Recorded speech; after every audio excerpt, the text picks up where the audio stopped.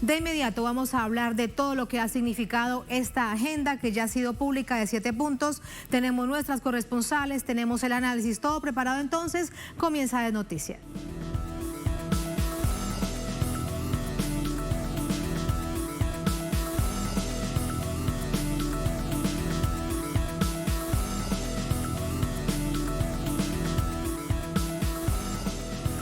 En noticia, Venezuela se instala en Ciudad de México el diálogo entre el gobierno bolivariano y varias oposiciones. Ambas delegaciones firman el acta de entendimiento con 7 puntos de una agenda pactada tras varios meses de negociaciones. El objetivo será lograr un acuerdo para establecer reglas claras en la política, sin interferencia externa. Lo detallamos, lo analizamos. Y en noticia del mundo y el cambio climático, termina una semana convulsa en diversas partes del globo. Voraces incendios o inundaciones que nunca antes se habían padecido. Expertos de la ONU advierten que el daño es irreversible por culpa de los humanos. El informe de más de 3.000 páginas concluye que el calentamiento global está asegurado. Nos preguntamos, ¿nos queda esperanza? Vamos a averiguarlo de la mano de un experto. En noticia, casi comienza. Bienvenidos, bienvenidas.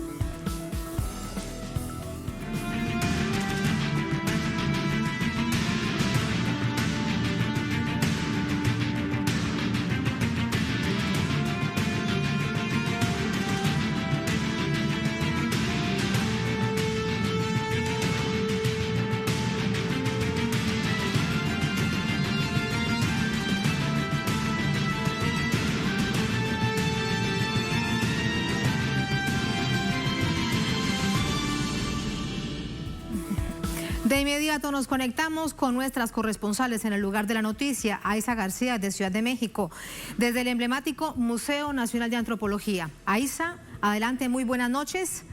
¿Nos escuchas? Hola, Aiza. ¿Quedas sola? Tatiana, hola, ¿Quedas Tatiana. sola ya en este recinto, Aiza? Todos se fueron esperando nuestro pase. Gracias por eso. Efectivamente, ya no queda nadie aquí. Empezó el evento a las 6 en punto hora de México, que son las 7 de Caracas. Hablaron 4 oradores, se firmó un memorando de entendimiento y después de eso, calabaza, calabaza, cada quien a sus casas. Somos los únicos medios que quedamos aquí. Como te decía, ya quedó inaugurado aquí en Ciudad de México, en este hermosísimo Museo de Antropología, el nuevo proceso de diálogo político de Venezuela, como tú bien decías, bajo el auspicio de los gobiernos de Noruega como mediador y de México como anfitrión. Y bueno, hoy aquí en este inicio de la mesa de diálogo entre el gobierno bolivariano del presidente Nicolás Maduro y varias oposiciones, las del G4, que son las organizaciones respaldadas por Washington. Hay que decir que no es la primera vez, Tatiana, y tú lo sabes, porque has llevado este tema de cerca, que este diálogo tiene lugar, pero sí es la primera vez que se lleva a cabo en este país, en México. El encuentro de este viernes estuvo encabezado por el canciller mexicano Marcelo Ebrard y el diplomático Day Nylander, quien es el emisario del gobierno del Reino de Noruega y quien también, ojo, fungió como garante en la negociación que en 2019 llegó al acuerdo de paz entre el gobierno de Colombia y las FARC. El gobierno del presidente Nicolás Maduro estuvo representado por el diputado Jorge Rodríguez Gómez, quien es presidente de la Asamblea Nacional de Venezuela, mientras que la oposición fue representada por Gerardo Blade, de la Mesa de Unidad Democrática. Los 4 oradores, el canciller de México, Day Nylander de Noruega y los 2 jefes de delegación de Venezuela, el del gobierno y varias oposiciones, hablaron durante el evento, y es algo significativo que los 4 hicieran uso de la palabra, porque además no se espera que nadie dé declaraciones por separado a ningún medio ni ninguna rueda de prensa.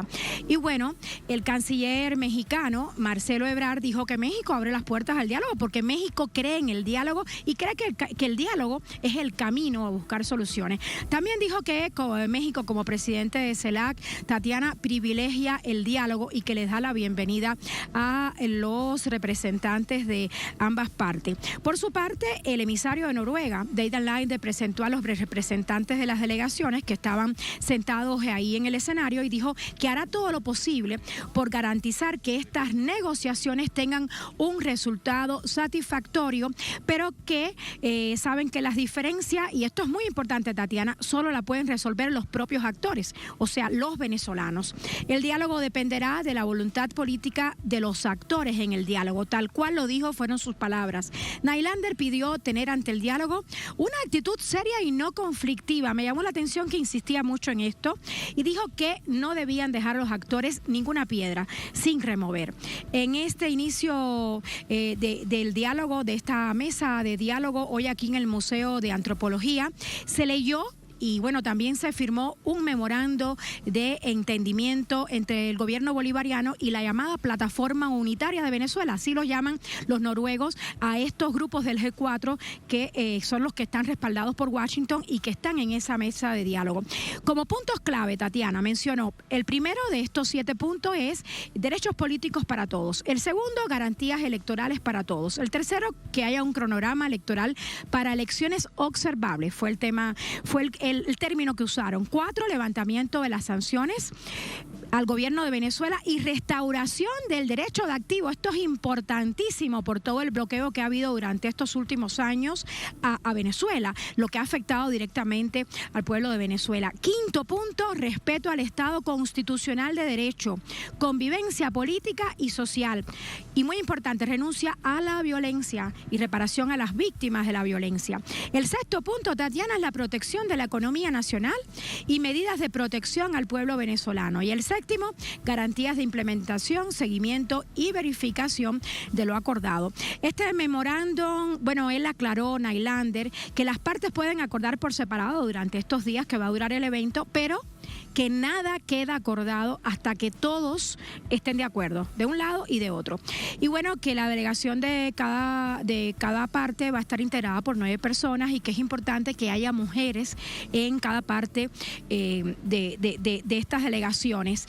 Muy importante también, Tatiana, es qué países están acompañando estos esfuerzos de diálogo.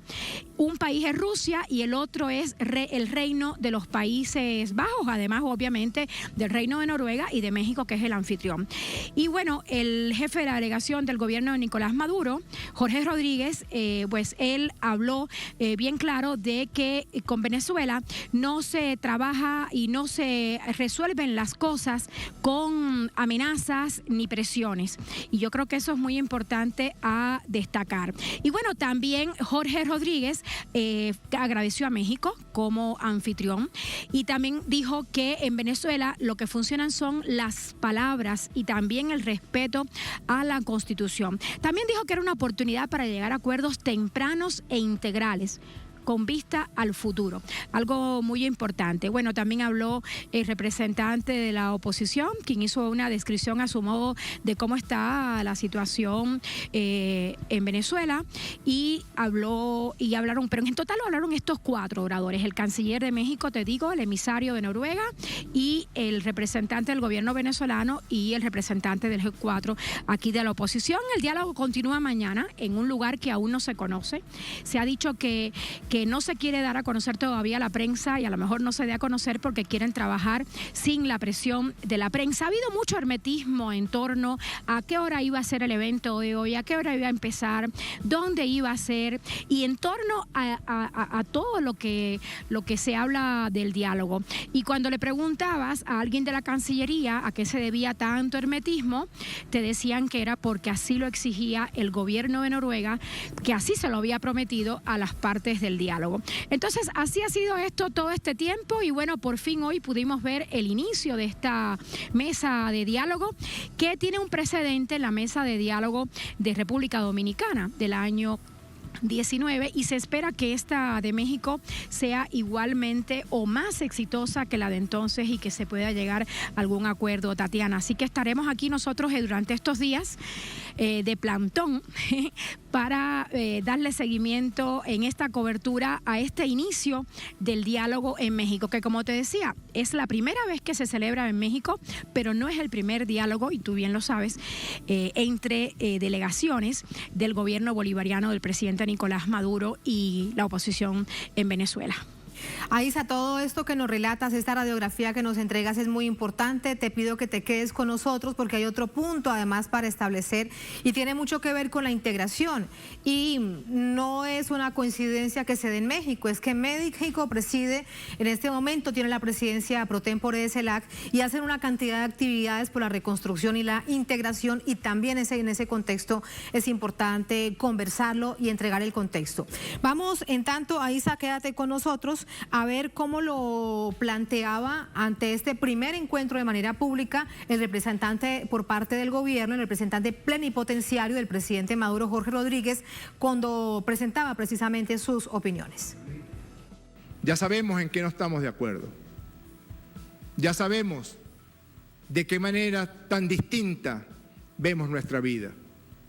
Ya sabemos de qué manera tan diferente vislumbramos el futuro.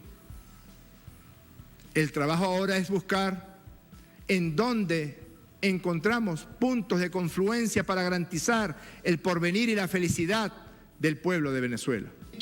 Y estamos dispuestos a que en el devenir del trabajo, de la agenda que estamos desarrollando, aparezcan acuerdos tempranos que nos permitan llevarle al pueblo de Venezuela más esperanza en el desarrollo de estas discusiones, de estas conversaciones. En representación de la oposición, el político Gerardo Blades será el encargado de estas negociaciones. Escuchemos su apreciación. No ha sido fácil acordarnos en la agenda a ser discutida y desarrollada, las pautas que regirán el proceso y el formato bajo el cual se desarrollarán las negociaciones. Cada parte ha tenido que ceder parte de su narrativa para lograr un punto medio de inicio, teniendo la convicción de que el proceso es más que necesario. Nada está acordado hasta que todo esté acordado. Son reglas cuando se habla de negociaciones en el marco de un conflicto. Es parte de los términos del acuerdo firmado, así lo dijo el representante de Noruega que acompaña a esta mesa de diálogo, Reino de Noruega, como mediador del proceso, Dan Nylander. La negociación se dará bajo el principio de que nada está acordado hasta que todo lo esté. Sin embargo, las partes podrán celebrar acuerdos parciales si consideran que él o los temas sobre los que versen han sido suficientemente discutidos y si su implementación es urgente, necesaria o al menos verificables antes del término de la negociación.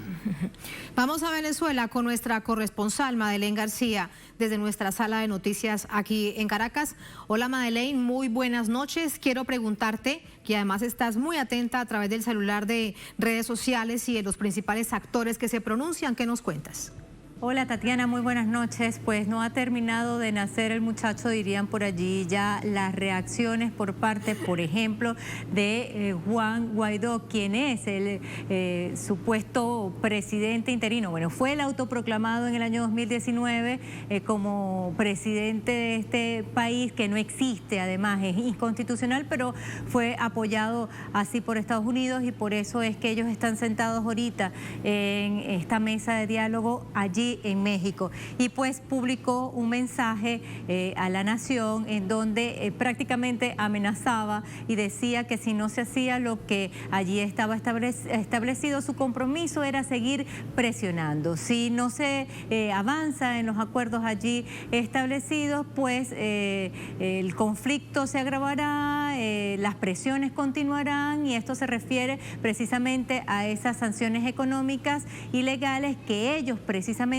promovieron ante Estados Unidos y sus países aliados. Y también dice Tatiana que la agenda electoral o el cronograma electoral debe incluir las elecciones presidenciales, que ya ha sido tajante el gobierno de Venezuela en decir que esto no está dentro de la Constitución, porque precisamente la Constitución establece que es en el año 2024 que corresponden las elecciones presidenciales, y las únicas que están ya en un cronograma electoral son las del 21 de noviembre, que corresponden a la elección de gobernadores y alcaldes de este país, y que ellos precisamente han pedido participar. Hay que recordar que ellos decidieron no estar en las elecciones presidenciales del año 2018 luego de intensas manifestaciones, que no son manifestaciones, son conocidas aquí en Venezuela como guarimbas, que fueron 4 meses de guarimbas o acciones terroristas de calles, así conocidas, en el año 2017. Y después de estas acciones violentas se hizo un proceso de elección constituyente para pacificar el país. Así llegó la paz al país porque la Asamblea Nacional de mayoría opositora no avanzaba en absolutamente nada y fue tomado ese poder como un centro de conspiración para derrocar al presidente Nicolás Maduro. Se pasearon desde intentos de golpe de Estado hasta intentos de magnicidio. Luego de estos 4 meses de guarimbas, entonces hubo una elección de una Asamblea Nacional Constituyente en el año 2017 porque el país debía avanzar. Así que a finales del año 2017 entonces se sentaron en una mesa de diálogo para exigir, porque estas manifestaciones de calle del año 2017 eran para exigir que se adelantaran las elecciones. Bueno, frente a eso se planteó toda una agenda, un memorándum de entendimiento, un documento, y se pararon y se fueron. Y ellos precisamente no participaron en estas elecciones del año 2018, donde el presidente Nicolás Maduro fue reelecto presidente. Y a partir de ese momento, bueno, hay una historia larguísima. A finales del año 2018-2019, Juan Guaidó se autoproclamó presidente, hubo intentos de invasión desde Colombia el 23 de febrero, luego más intentos de golpe de Estado. Lo último fue la llamada Operación Gedeón, en donde ellos intentaron ingresar por las costas precisamente para asesinar al presidente Nicolás Maduro, un caso muy parecido a lo ocurrido en Haití, pero ya en el año 2018 no habían pasado 3 meses e intentaron asesinar al presidente Nicolás Maduro con drones en una actividad de la Guardia Nacional Bolivariana en el 81 aniversario. Es decir, fíjate, todas estas acciones son acciones promovidas por esta oposición que está sentada hoy con el presidente Nicolás Maduro, con su representación allí en México. Juan Guaidó anuncia que dará un mensaje a la nación, y fíjate el mensaje a la nación, es que precisamente si no se cumple lo que ellos están diciendo, bueno, se profundizarán lamentablemente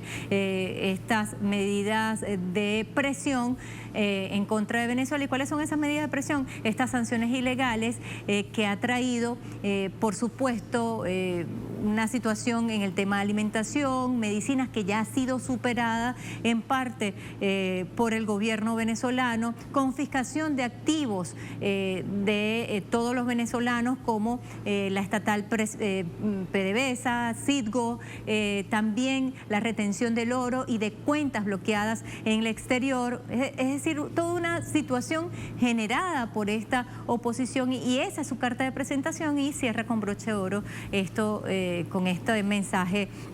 Hoy Juan Guaidó, y en las redes sociales estábamos revisando a ver si había algún pronunciamiento por parte del presidente Nicolás Maduro, y lo que hemos conseguido en este sentido han sido reacciones de los diferentes actores políticos de acá del país, que por ejemplo el ministro de Comunicación e Información publicó con una etiqueta: "Lo logramos en México", y publica la foto de la firma. Otro mensaje: "Derrotado la violencia", este de Carola Chávez, una diputada. "Derrotamos la violencia, los atajos, el colonialismo, el diálogo es la paz y la soberanía". Otro punto, otra persona, de Winston Vallenilla, dice: "Viva el presidente Nicolás Maduro, garante de paz y oposiciones de Venezuela en este gran paso para la reconciliación nacional". Fíjate las posiciones diferentes, ¿no? Cómo desde este lado es el tema de la paz, la soberanía, avanzar, la reconciliación, y del otro lado, bueno, las amenazas. Así las cosas hasta ahora aquí en Venezuela. Y el canciller Jorge Arriaza también se ha pronunciado en este sentido. Ha dicho lo siguiente, lo busco rápidamente, al canciller Jorge Arriaza, y señala: que el entendimiento, el encuentro, los acuerdos en favor del pueblo son las claves para la paz y la estabilidad de Venezuela. El diálogo soberano con apoyo internacional sin presiones ni extorsiones. Gracias México, gracias Noruega, gracias países acompañantes y amigos. Ese ha sido el Twitter del canciller Jorge Arriaza, pero fíjate, sin chantajes. Y una de las cosas que se ha publicado de este sector extremista violento es eso, precisamente el chantaje, te chantajeo, te presiono para poder derrocarte, y eso no ha funcionado. Son las vías las que precisamente no han avanzado. El sector de la oposición que está agrupado en la Alianza Democrática, que no fue invitado a esta mesa de diálogo, ha dicho que los atajos, ha denunciado permanentemente que precisamente el camino es democrático y no es a través de la violencia, y se retiraron precisamente de esta oposición, le dieron la espalda a esta oposición porque no se llegaba a absolutamente nada. Y ha denunciado este sector de la oposición que precisamente ellos han venido trazando una agenda violenta porque resulta que con la violencia, que con la conspiración no quieren llegar al poder. Su negocio es precisamente eso, el caos, para poder de allí mantener su proyecto, que no es precisamente el democrático, aun cuando habla de un cronograma electoral, de vías democráticas, pero ellos no quieren llegar al poder porque el negocio es la conspiración. El negocio es precisamente mantener a Venezuela en este asedio que hoy exige el gobierno venezolano, que plantea dentro de sus propuestas en esta mesa de diálogo: el levantamiento de las sanciones económicas, que se reconozca la institucionalidad, que se aleje de este tema de la violencia, que es uno de los puntos del memorándum, y ya estamos viendo cómo ya Juan Guaidó ha dicho que será más presión y más chantaje si no se cumplen lo que ellos dicen. Bueno, así las cosas, Sí. Y veremos el desarrollo de todo esto, Tatiana. En todo caso, recordar que políticamente a nivel interno, Juan Guaidó, y con todo su plan y su política, pues es verdaderamente un fantasma. Coloquialmente dicen, es el gobierno de Narnia, para decir es que prácticamente no es nada. Hablando sin duda políticamente, no quiere decir que no sea peligroso por todo lo que están buscando hacer por fuera en contra del país.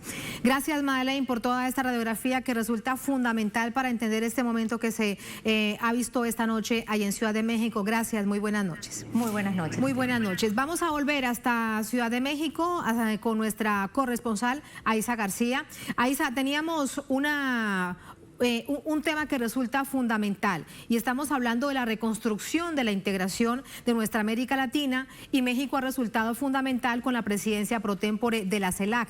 Sumar a esto que parte de allí daba precisamente Marcelo Ebrard su bienvenida, pero también cómo hacían referencia a que la comunidad internacional debe acompañar todo este proceso de diálogo por la paz, la tranquilidad política en Venezuela.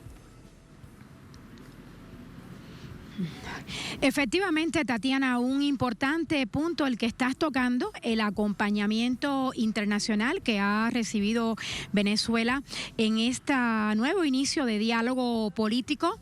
Por una parte, el gobierno de Rusia, y por otra parte, el Reino Unido de los Países Bajos, además de Noruega como mediador y de México como anfitrión. Y bien lo decías, México como presidente de la CELAC privilegia el diálogo y ha dado todo lo que ha podido para que este diálogo se realice en paz, con las condiciones que han exigido ambas delegaciones, con las exigencias, tomando en cuenta las exigencias del Reino Unido de Noruega, que en este caso el Reino de Noruega es el mediador de estas negociaciones.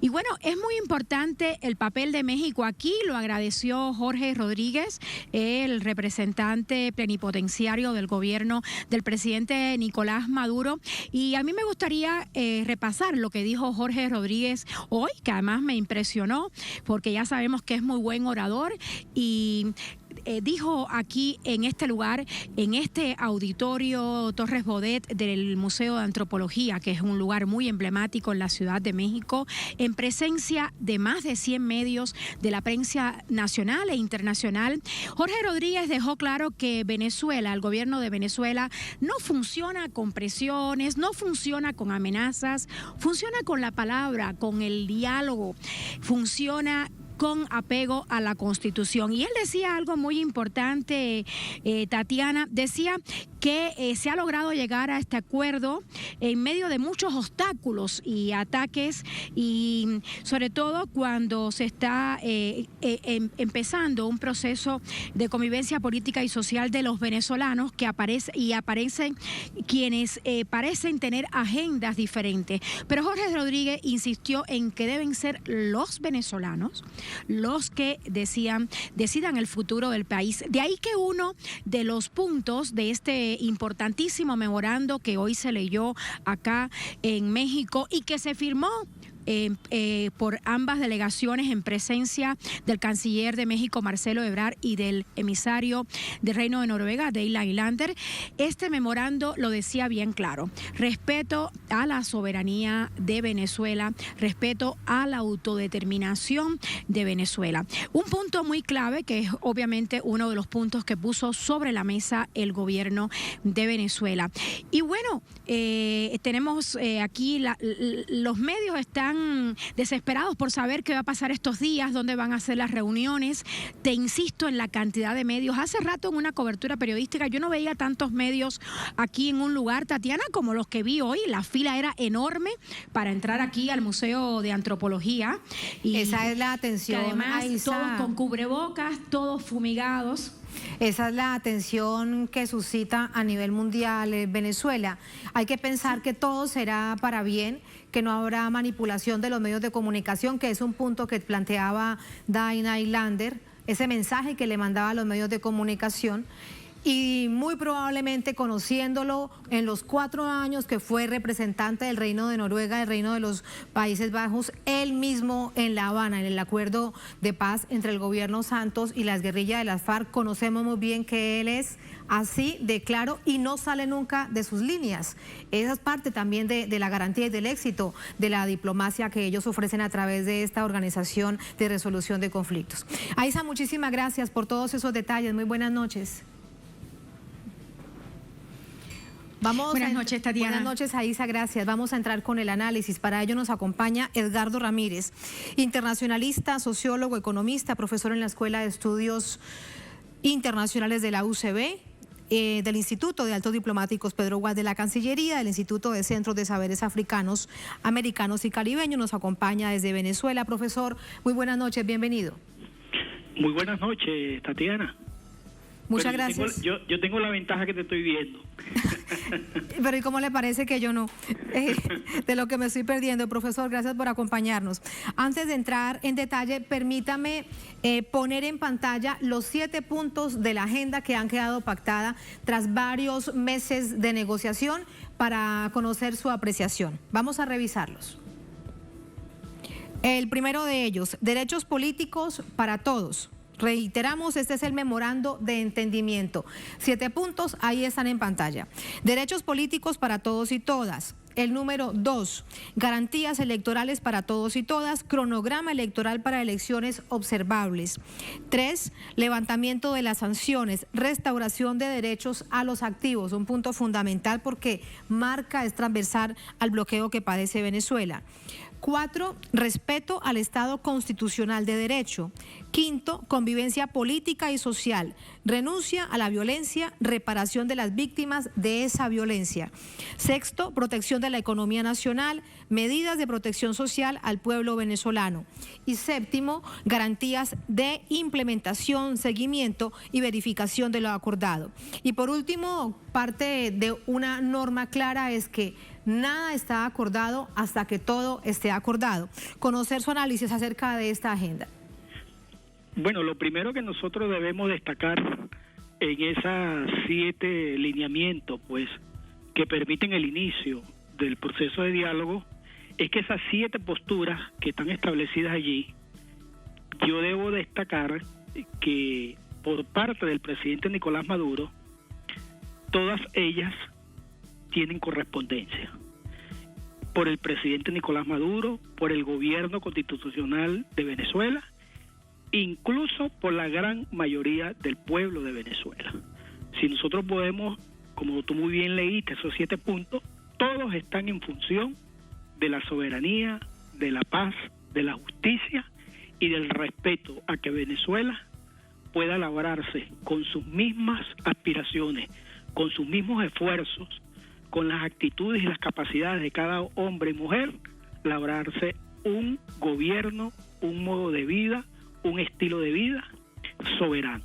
Esos 7 puntos destacan, a mi modo de ver, lo que siempre ha estado en la mesa de diálogo por parte del presidente Nicolás Maduro.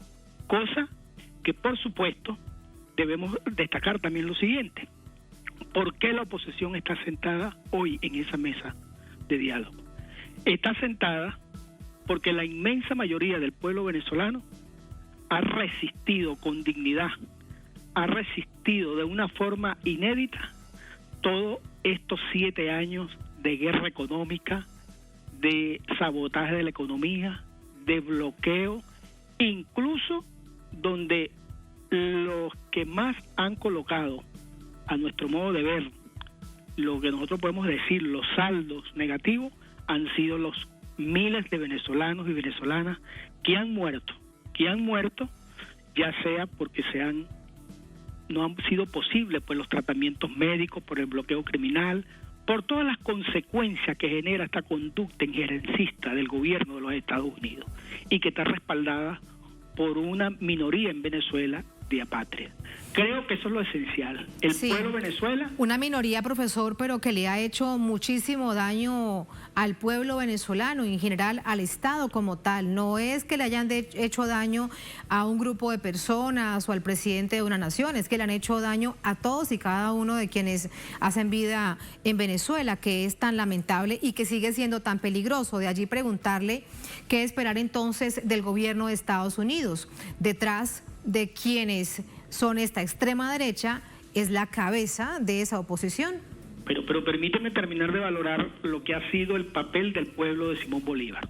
Ha sido un papel histórico de decirle al mundo, como hoy lo recogía el compañero Jorge Rodríguez, Venezuela no se va a arrodillar y no acepta presión ni siquiera del imperio más poderoso del planeta Tierra. Aquí en Venezuela hay mucha moral, aquí en Venezuela hay un sentimiento de soberanía para nosotros labrarnos nuestro presente y futuro. Por eso que es esencial esa pregunta que tú acabas de hacer. Indudablemente que nosotros y el pueblo de Venezuela y la revolución no solamente ha derrotado a esta minoría de la oposición, sino que también ha derrotado la política injerencista de los Estados Unidos en el sentido de que nosotros no hemos cedido a sus presiones. Ahora, que esa política es terrible, es criminal, es una política que incluso viola lo que es el derecho internacional público, que viola también lo que deben ser la forma como debe existir el comportamiento mutuo entre Estados. Indudablemente que eso es las capacidades que tiene un imperialismo, en este caso los Estados Unidos, y va a jugar un papel esencial, Tatiana, lo va a jugar. La oposición que está sentada allí, indudablemente que es tutelada por el gobierno de los Estados Unidos. Yo no tengo, desde mi punto de vista, yo no tengo esa duda. De tal manera que eso es importante, saber que Venezuela, el presidente Nicolás Maduro, el pueblo de Venezuela, está sentado allí con dignidad frente al imperio más criminal que ha existido en el planeta Tierra, que es este imperio de los Estados Unidos, forjado hoy por una extrema derecha que sigue no solamente tratando de obligar que los destinos en Venezuela cambien, sino en otras partes del mundo. Y el otro elemento que yo quiero destacar, Tatiana, es esencial, que creo que también lo recogía la compañera Aisa y Madailén, cuando ellas decían que indudablemente el avance que ha tenido los procesos integracionistas con la llegada al poder del presidente Obrador, ahora con la reciente llegada del presidente Castillo, nuevamente la revolución de Bolivia, el presidente Fernández en Argentina, indudablemente que eso está cambiando la correlación de fuerza en América Latina, el hecho también de que Santa Lucía se haya retirado del Grupo de Lima, la derrota del Grupo de Lima, la desaparición del Grupo de Lima, que es la derrota del imperialismo de los Estados Unidos, y que también es la derrota de esos gobiernos fascistas de Europa. Indudablemente que ese elemento, ese resurgimiento que tienen los pueblos y los gobiernos en el marco de América Latina y el Caribe, indudablemente también que ha sido un elemento esencial para que Estados Unidos, tutelando a esa oposición, por lo menos acepte a iniciar el diálogo, a la conversación con nuestro gobierno revolucionario. Y que elimine el bloqueo y que deje el robo de los activos, o que entregue los activos, y que bueno, lo robado también lo devuelva. Y a sus aliados internacionales lo mismo. Es que resulta un asunto fundamental que bueno, está en la agenda de diálogo, y habría que ver cómo avanza con el paso del tiempo este punto que resulta fundamental. Hay algo más, profesor. Dice Jorge Rodríguez, el enviado por parte del gobierno. La firma, sabemos que esa firma que vemos en pantalla significa esperanza. Logremos puntos de confluencia. Ya sabemos en qué no estamos de acuerdo, en dónde están los puntos de confluencia. Por el pueblo es en lo que se debe trabajar. Bueno, fíjate, primero que tenemos al frente de nuestra delegación a una persona experimentada, a un hombre con la suficiente dignidad para estar al frente, pues, de esa delegación venezolana. El hecho de que el presidente Nicolás Maduro Moro haya nombrado al compañero presidente de la Asamblea Nacional, Jorge Rodríguez, eso también es un elemento, a nuestro modo de ver, de ventaja para defender nuestra posición. Jorge ha sido una persona muy coherente en lo que significa, pues, la voluntad del pueblo venezolano. Y obviamente allí está en el tapete, pues, las cosas esenciales. Tiene que cesar el bloqueo, pero este bloqueo tiene un apellido, es un bloqueo criminal, Tatiana, porque esas medidas que se han tomado, esas medidas se suscriben en el marco de los crímenes de lesa humanidad. Cuando nosotros no podemos cancelar los tratamientos de los niños en países extranjeros que están enfermos de cáncer, porque tienen congelados los ingresos de PDVSA, esos son crímenes de lesa humanidad. Cuando se prohíbe la compra de medicina, la compra de alimentos, la compra de repuestos para las tecnologías de nuestras industrias, esos son crímenes de lesa humanidad. Cuando se levanta una campaña internacional de mentira, una campaña internacional que lo que trata es de hacerle creer al mundo de que aquí en Venezuela se violentan los derechos humanos, estamos frente a un enemigo que no asume el honor, que no asume la dignidad como un espacio para el debate de la política, sino que considera que la política es el ejercicio de los subordinados frente a los dominantes. Pero pasa que en Venezuela nosotros no somos dominados. Nosotros incluso estamos en el marco de los 200 años de la independencia, Tatiana. Hace 200 años el libertador Simón Bolívar, con el ejército libertador, consumió pues lo que se llama el proceso de la independencia en Venezuela y la creación de la Gran Colombia y el inicio de lo que significó la liberación del continente de la colonia española. Y hoy solamente ha cambiado el nombre del que está al frente del imperialismo. En aquel tiempo era en España, hoy es los Estados Unidos. Pero hoy igualmente ese imperio tiene al frente a un pueblo bolivariano, a un pueblo con mucha dignidad, a un pueblo que se resiste en las universidades creando tecnología, creando ciencia, a un pueblo que se resiste en los hospitales, en los centros médicos, que en los centros de salud, en barrio adentro, salvando y protegiendo y preveniendo a nuestros venezolanos y venezolanas de la pandemia de la COVID-19, a pesar de que a nosotros nos sabotean también la llegada de las vacunas. Es decir, que hay un elemento esencial de que los venezolanos y las venezolanas estamos hechos para defender la soberanía y que nosotros no vamos a aceptar presión de ningún modo. Y profesora, además en todo eso que usted nos dice, también hay que poner sobre la mesa, hay que destacar que este es un momento político distinto en Venezuela, precisamente porque ha sido resistente, porque ha sido resiliente a toda esta embestida de la extrema derecha tutelada por Estados Unidos. Vamos a hacer además contexto, a recordar cómo se llegaba justo a este momento, de hecho con un punto clave, y era esta mañana la llegada de la delegación por parte del gobierno a Ciudad de México. En un espacio neutral arrancan las negociaciones. El primero en confirmar su llegada a Tierra Azteca fue el presidente de la Asamblea Nacional de Venezuela, Jorge Rodríguez, al frente de la delegación del gobierno. El escenario del Museo de Antropología en Ciudad de México fue dispuesto para 4 voceros: el canciller mexicano Marcelo Ebrard, el diplomático Dag Nylander por el Reino de Noruega, Jorge Rodríguez en representación del gobierno y Gerardo Blay, jefe de la delegación opositora. Se conoce que en este diálogo participará el denominado G4 de la oposición venezolana, los partidos Voluntad Popular, Acción Democrática, Primero Justicia y Un Nuevo Tiempo. Otro sector alejado de la agenda de peticiones de intervenciones extranjeras, conformado por exmiembros de los grandes partidos, la Alianza Democrática, no fue invitada al encuentro.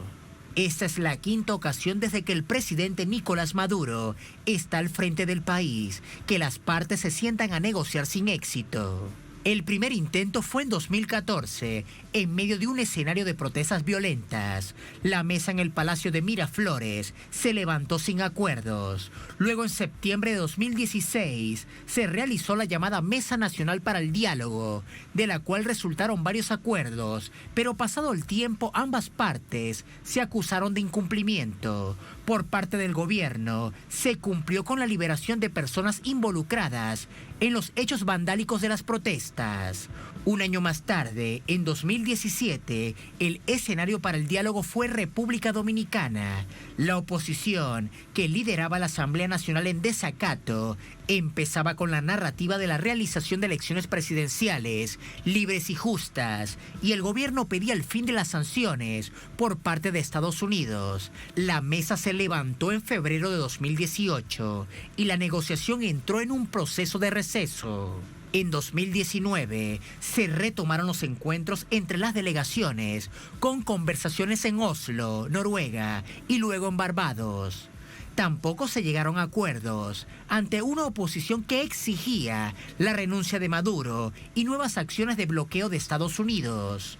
Por ahora, la nación se prepara para comicios de alcaldes y gobernadores el próximo 21 de noviembre.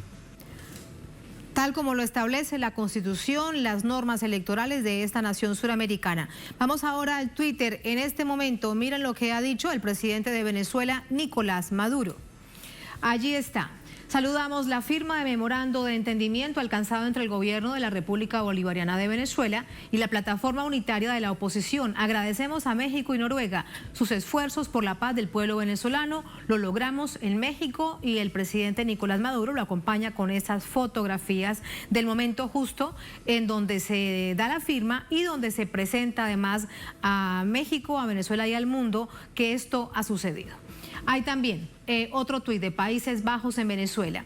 El Reino de los Países Bajos ha aceptado con honor la invitación de ser acompañante en el proceso de negociación, cual se acaba de anunciar por ambas partes venezolanas en la Ciudad de México.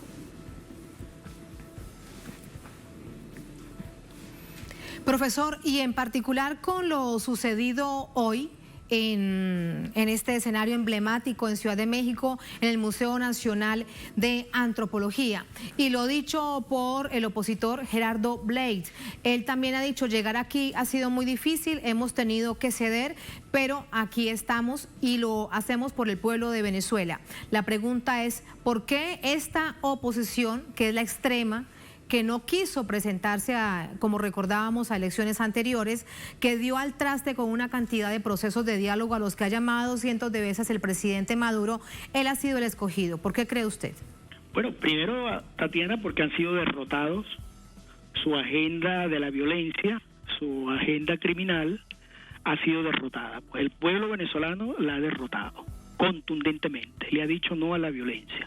Y el pueblo venezolano ha ratificado a través del voto, a través del ejercicio de la soberanía, como fue la aprobación de la Asamblea Constituyente, como ha sido la elección de la nueva Asamblea Nacional y como va a ser la elección ahora el 21 de noviembre, esas son premisas esenciales de cómo el pueblo venezolano considera que tienen que solventarse las confrontaciones y las contradicciones en nuestro país.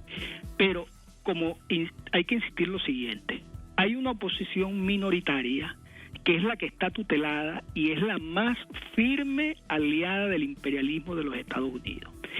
Esa oposición tutelada, sin duda alguna, va a mantener el ejercicio del discurso y de la direccionalidad que le establezca el imperialismo de los Estados Unidos. Pero en nuestro caso, cuando nosotros colocamos los puntos sobre la mesa, indudablemente que allí se puede observar de que lo que andamos buscando nosotros es el respeto al gobierno nacional, el respeto a la soberanía de Venezuela, la entrega de los activos robados y el descongelamiento de las cuentas del Estado de Venezuela para nosotros poder desarrollar los planes del Estado y de la nación.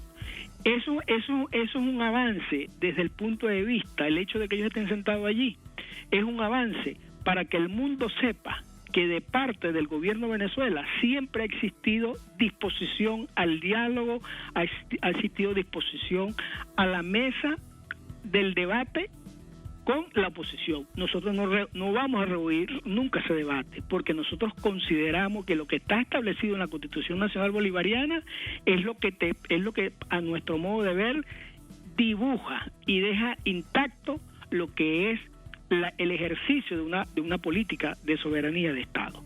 Y otro elemento esencial que nosotros debemos destacar en esta mesa de negociación, Tatiana, que hay que considerarlo, es el papel protagónico que está jugando México.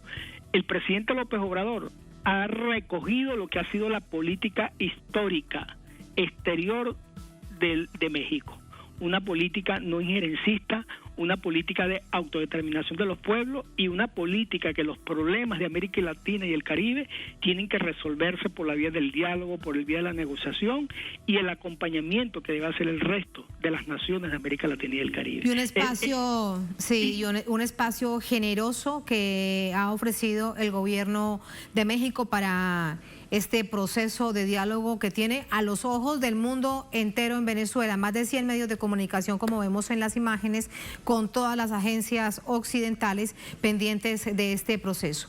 Profesor, muchísimas gracias por ese análisis. Muy buenas noches. No, gracias a ustedes. Y bueno, un día como hoy también es un día histórico, porque es el día del nacimiento de Fidel Castro y recordarlo a él en este proceso de paz junto con el comandante Chávez.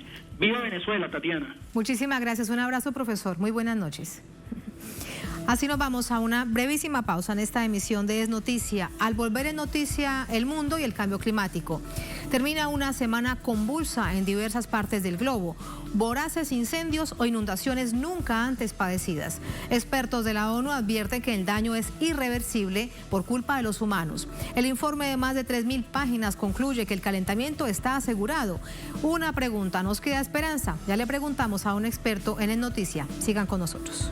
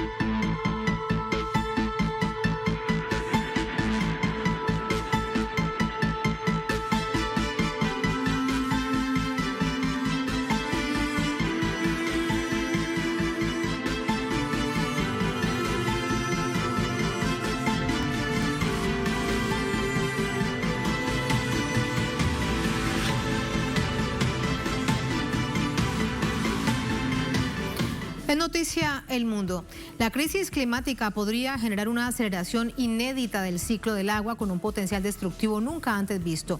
Esta y otras advertencias están contenidas en el informe intergubernamental de expertos en cambio climático de la ONU publicado esta semana. Y esta semana hemos visto todo eso que ustedes percibían a través de la pantalla. Todo eso ha pasado en una sola semana. Vamos a recordarlo.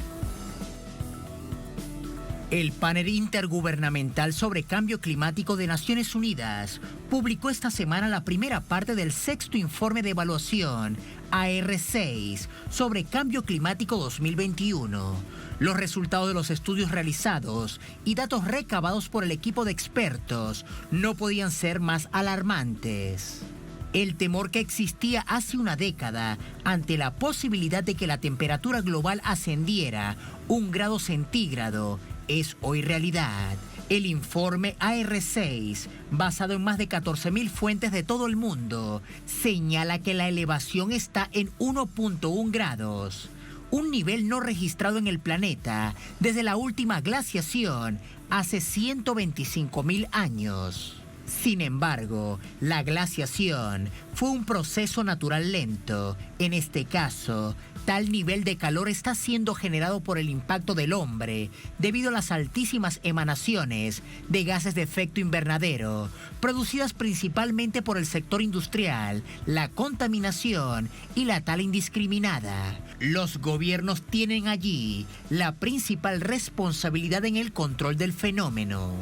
De no frenar este impacto humano en el ambiente, se advierte que bastará una década para que el calentamiento global ascienda a 1,5 grados, 3 décadas para llegar a los 2 grados de aumento y al final del siglo XXI a 4 grados, razón por la cual el secretario general de la ONU, Antonio Guterres, calificó el informe como un código rojo para la humanidad.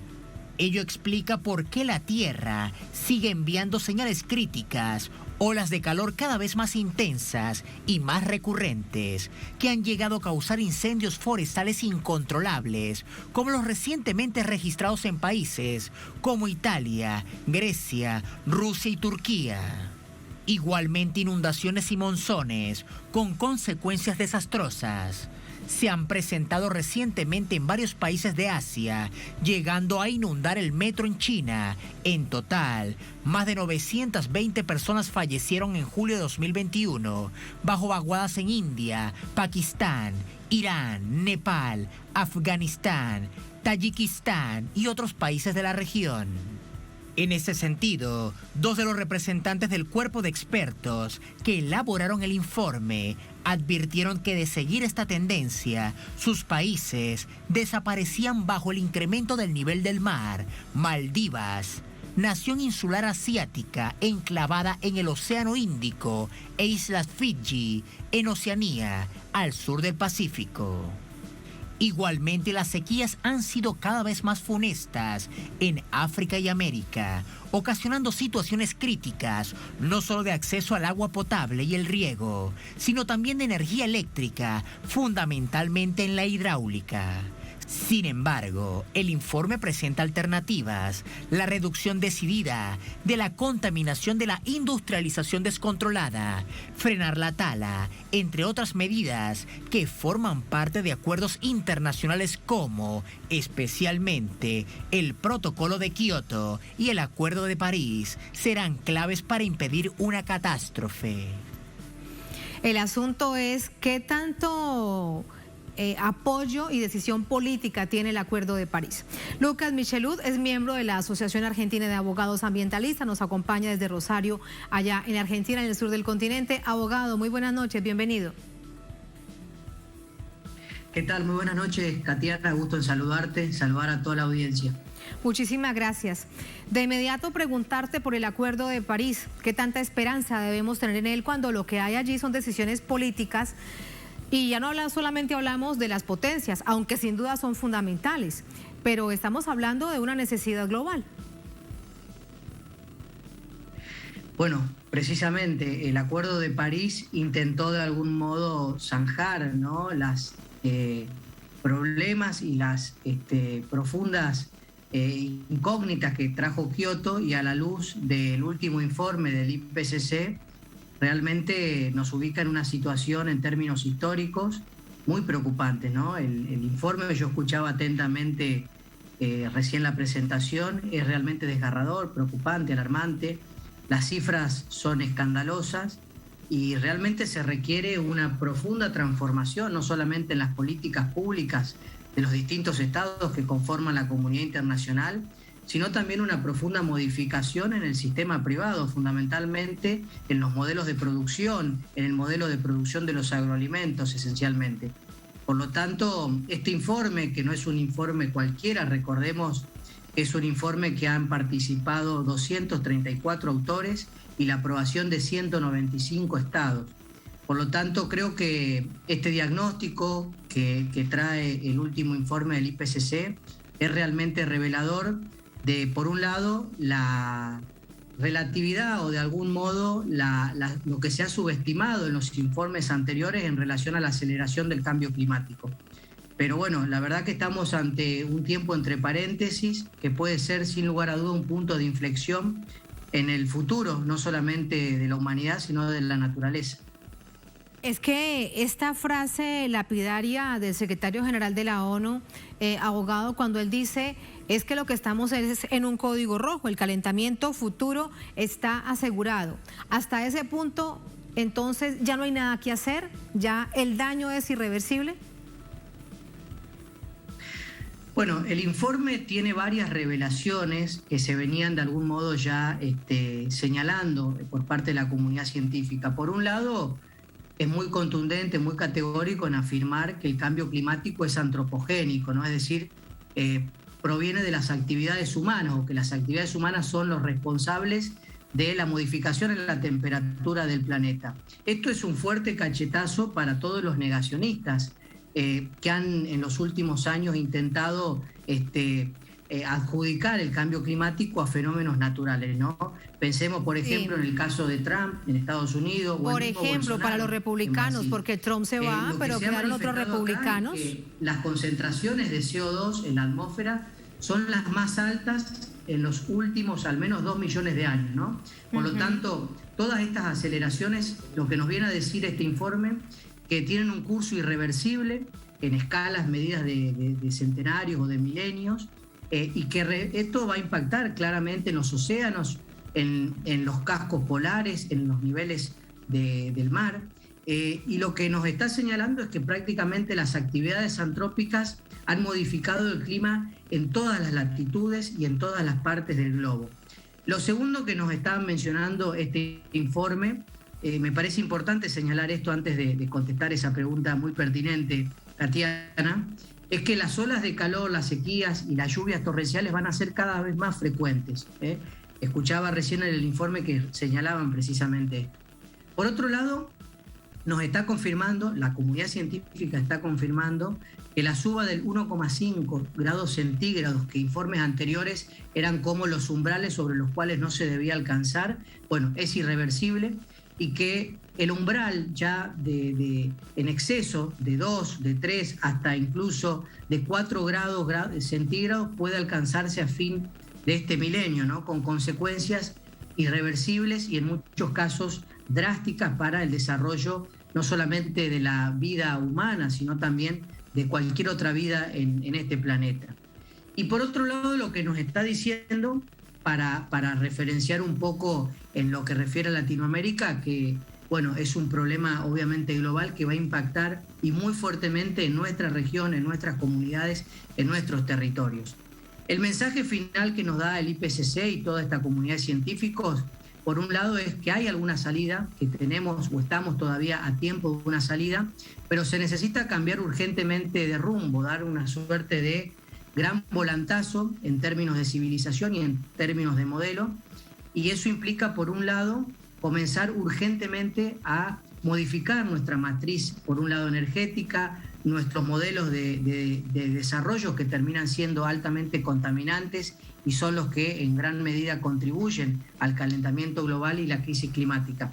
Pero para eso no hay mucho tiempo, por eso es que en este sentido el Acuerdo de París entra en crisis fuertemente, los compromisos asumidos por la comunidad internacional están en crisis, y si bien hay un diagnóstico muy aterrador y muy drástico, necesitamos urgentemente comenzar una profunda transformación que implique, por un lado, una transición ecológica justa, ordenada, pero urgente, y al mismo tiempo una transición en las economías que mueven al mundo.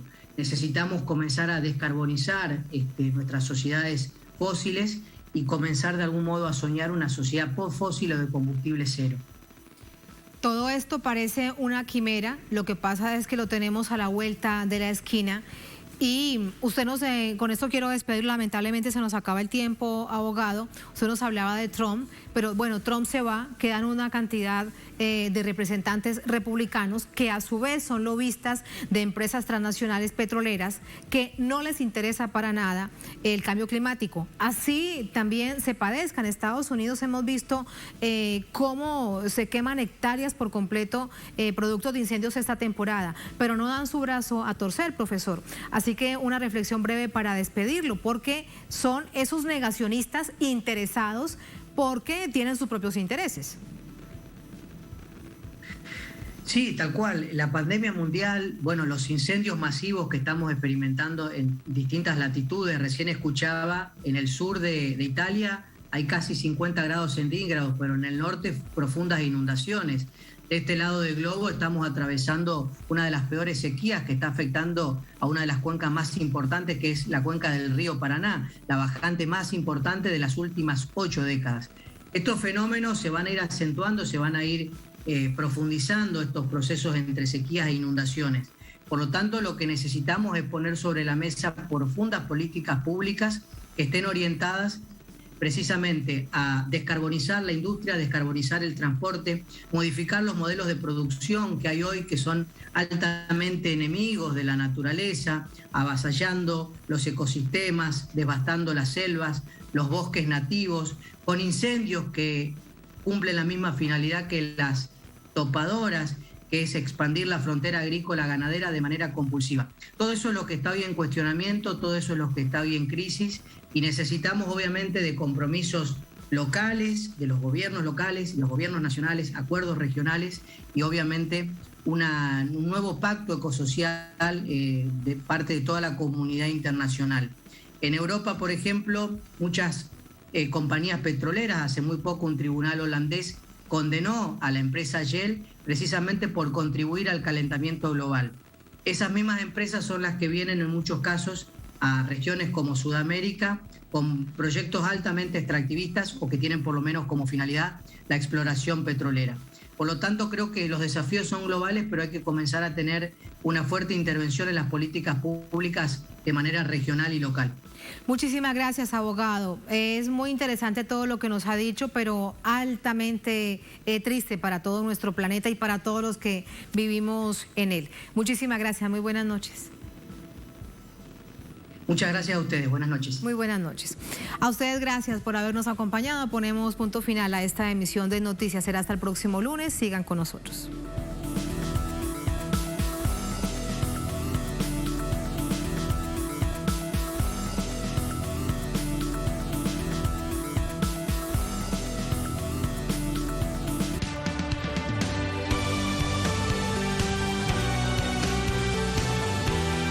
Telesur siempre da más.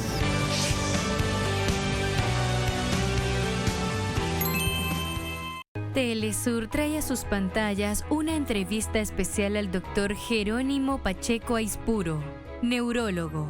¿Existe tratamiento para recuperar el olfato? No hay un tratamiento efectivo desde el punto de vista médico, pero lo que más nos ha ayudado es estimular la olfacción o el sistema olfatorio mediante olores fuertes, que pueden ser hierbabuena, puede ser clavo, puede ser orégano, todo eso que estimule tu olfato para que tú puedas volver a recuperar esa función que se ha perdido.